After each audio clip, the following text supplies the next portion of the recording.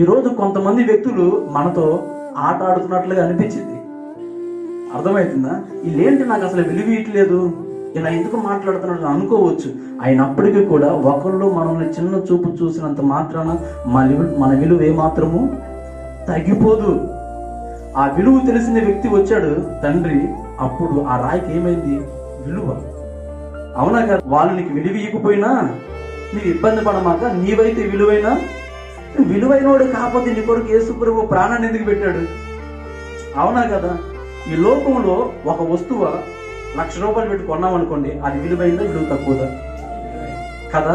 మరి యేసయ్య తన రక్తమును కాచి మనం అనుకుంటే ఇంక మనం ఎంత విలువైన వాళ్ళం కదండి.